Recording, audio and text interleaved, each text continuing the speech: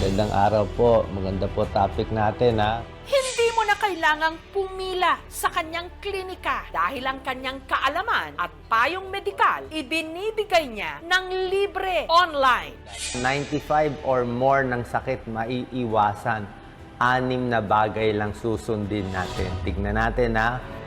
Naging takbuhan ng milyon-milyon niyang followers para sa kanyang practical health tips. Kasi yung utak natin, pag positive ang attitude natin, mas gagaling tayo. Gawin mo lang kung ano pa kaya ng katawan. Don't let sickness poison your mind. Siya ang binansagang doktor ng bayan, ang doctor turned social media influencer na si Doc Willie Ong. Share po natin sa ating kababayan para makatulong. Una ko siyang nakapanayam taong 2020 sa kasagsagan ng pandemya. Hi, Doc Willie Ong. Saan niyo nakuha yung idea to go online? Nung naging doktor ako, Jessica, talagang gusto ko talaga tumulong. Gumagamot ako sa mga pasyente, nililibre ko sila, kung ano mang kinikita ko, tinutulong ko rin sa iba. Pero nakita ko, nakakapagod yung everyday magkiklinika 40 patients. So inisip ko, paano ka mas makakatulong? Nilabas ko yung energies ko sa YouTube, sa Facebook. Magandang araw po, Dr. Willie Ong. Milyon-milyon na ho yung sumusunod sa mga vlog niyo. First factor, kulang talaga yung healthcare natin sa bansa. Wala silang matanungan. Kung meron silang makukuha information sa iba, di naman sila pupunta dito sa vlog. Ang aking minamahal na partner, ang doktor ng bayan, Doc Willie Ong! Noong sumunod na taon, nagdeklara siyang tatakbo sa pagka-vice-presidente sa 2022 elections. Libreng operasyon, libreng lab test, yan talaga kulang natin eh. Kaya po tayo tumatakbo. Pero bigo siyang maihalal sa pwesto. Natapos ang eleksyon, pero hindi raw ang mga bumabatikos. Hindi lang pagkain at exercise kailangan natin. Mula noon, bumalik siya sa kung saan siya unang minahal ng madla sa pagbibigay ng health tips sa kanyang mga vlog. Gumawa ka na ng bagay na makakatanggal ng stress mo. Kamusta po sa mahal kong followers? How are you? Hanggang nito lang nakaraang linggo, nagulat na lang ang publiko sa inilabas niyang vlog. Update ko lang po kayo sa condition ko, ha? Walang iyakan muna, buhay pa naman ako. My relatives do not want me to make this video. But I said, I owe it to the Filipino people to be honest to them. Si Doc Willie Ong ikwinento My diagnosis is sarcoma. na na-diagnose siyang may cancer. One of the most hardest cancer to treat. The cancer situated itself in a very tricky and devious manner. See, it is hard to swallow.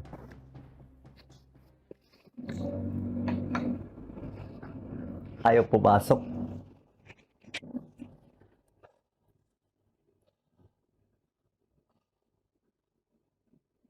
Bukod sa, hindi ko tinatawag na salbahe ang cancer, ha. Binalak niya yung esophagus ko.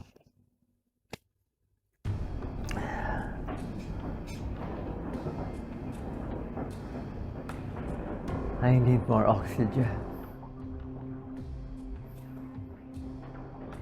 They say I have a short chance to be alive. I don't know if I will still be alive tomorrow. Ow. Sakit niya. Sakit niya. Sakit ng bukol. Bali, itong bukol na to, malaking-malaki daw. Isa sa pinakamalaki na nakita nila. Mga 16 centimeters. Kanyang kalaki. Saan siya nagtatago? Ba't di ko nakapa? It also blocked my right atrium, almost compressing my heart. Naglabas din siya ng kanyang sama ng loob. Anya, ang kanya raw sakit, malamang nakuha niya sa stress na inabot niya sa nagdaang eleksyon. Pagkatapos ng eleksyon, May 2022, okay naman ako. Wala naman ako naramdaman. Although, ang feeling mo lang, lagi lang may mabigat.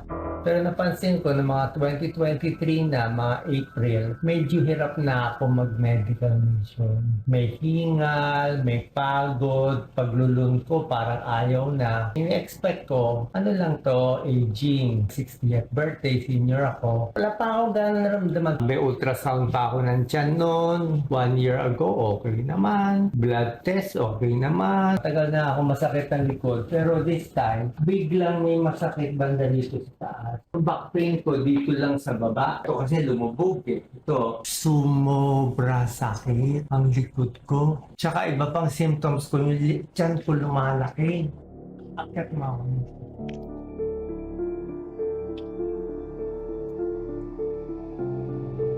Handa lang ang hilo ko.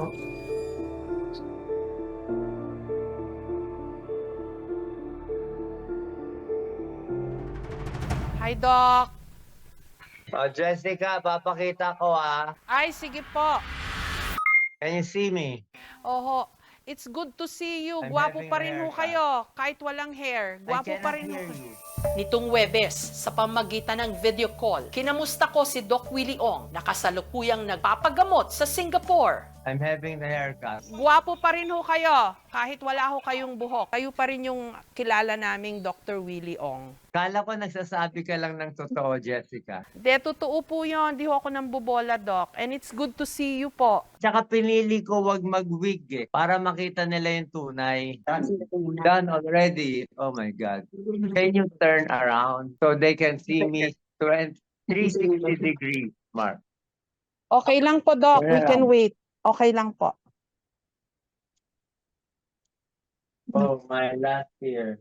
Thank you, Opo. Gemma. Welcome. Oh, God. Oh, God. Yeah. Okay, Jessica, I'm ready. Opo. Kamusta ho ang prognosis po sa inyo as of today ng doktor? It's 50-50. 50% to live a few more months, a year, 50% anytime. Baka hindi na huminga. Parang walang kasiguraduhan eh. Every day is a blessing. I just live every day. I don't think of next month, next year. I don't think about owning money, doing this, or getting into high position. I got the worst pain. It's 10 out of 10, Jessica. Buong gabi hindi kami natutulog ni Doc Lisa. Sigaw ako ng sigaw. Hihiyaw ka sa sakit talaga. Oh. Sakit niya. Sakit niya. Sakit ng bukol.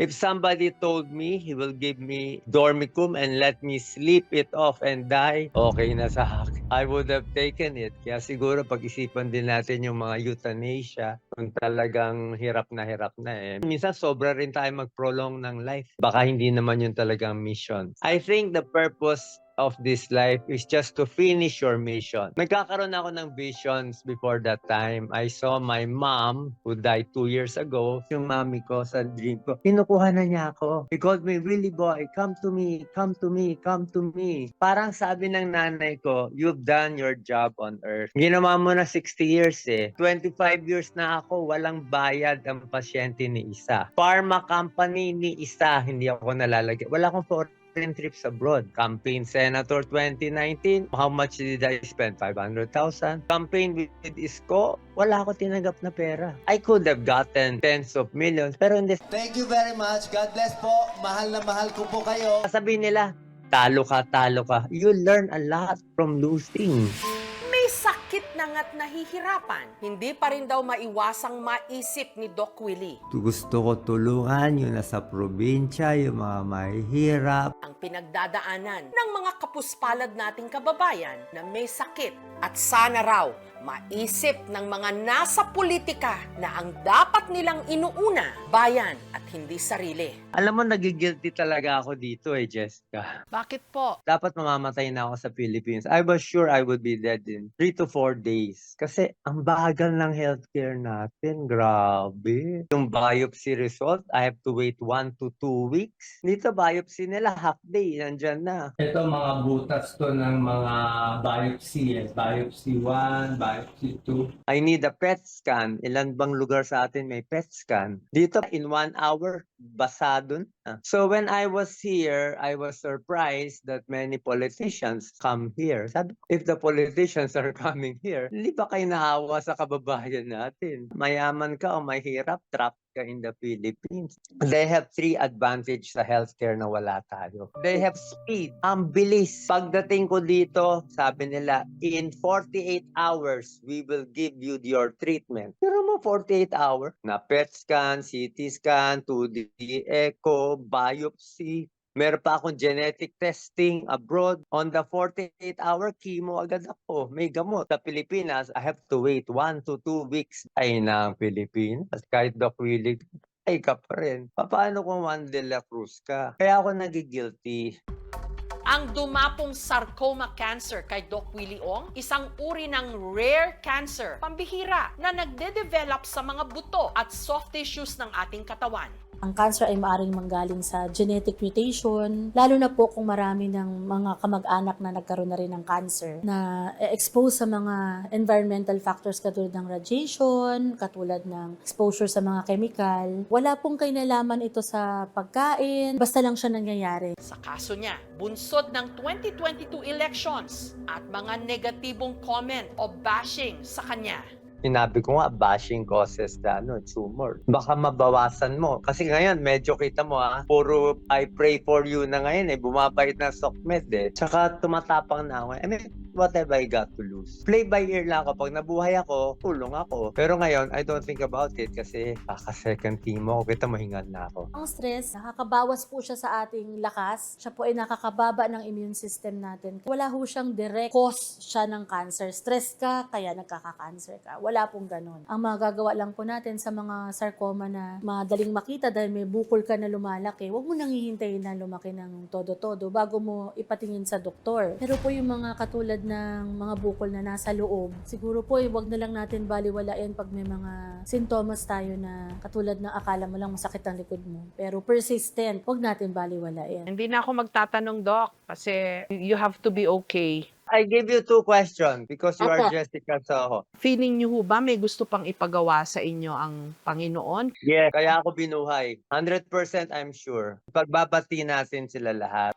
Kung tayo-tayong politiko nag-aaway, di wala. Ano pang tayo mo magawa ng healthcare, ng PhilHealth, ng wala ng oras. We are our own worst enemy. Kayo po, handa na po kung anong sabihin ng doktor, kung may pag-asa pa. Hindi na walang pag-asa, di tapos, that's it, pansit. Ang grade ko lalabas sa October 9, PET scan repeat. 3 lang ang sagot. Minsan maganda hindi na iniisip di ba? Sabihin mo na lang bad news. Pagdadasal po namin kayo, Doc, sana gumaling kayo kasi marami pa ho kaming mga nang hihingi ng tulong sa inyo, yung mga payong medikal. Doc, pwede ba tayong magdasal? I want meet my wife. Hi, Doc Lisa. Dasal po tayo. Yes. Thank you, Doc, ha? Dear God, tulungan niyo po si Doc Willie. Actually, hindi niya ho kailangan ng tulong dahil ang lakas ho niya, ang tatag niya. So, I pray for Doc Lisa para bigyan niyo pa po siya ng dagdag na courage to face this crisis with him. Thank you for the gift of Dr. Willie Ong, who's been such an extraordinary light para po sa aming lahat na nangangailangan po ng kanyang medical expertise and knowledge and experience.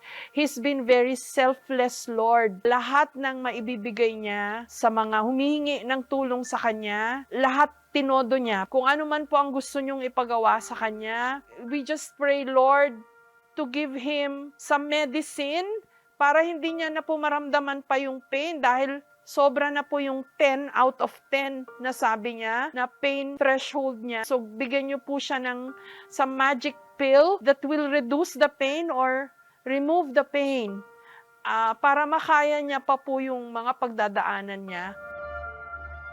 For the people who care for him. And Lord, bigyan niyo pa po ng strength and courage din yung kanyang 2 anak at lahat po ng people who are close and dear to him. Thank you for everything, Lord. Kayo na po bahala sa kanya. He has such strong faith. Hindi ko na po ipagdadasal pa na bigyan niyo pa po siya ng stronger faith dahil mas malakas po ang faith niya sa aming lahat, lalo na po sa pinagdadaanan niya. I-embrace niyo na lang po siya, lalo na po si Doc Lisa, para mabawasan po yung pain nila at yung pangamba sa lahat po ng pinagdadaanan nila, Lord.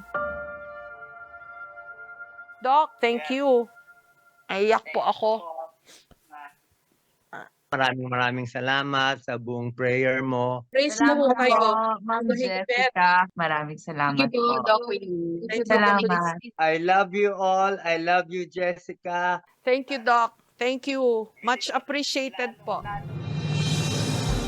Patuloy po nating ipagdasal si Doc Willie Ong at ang lahat ng mga may sakit at ang ating minamahal na bayan.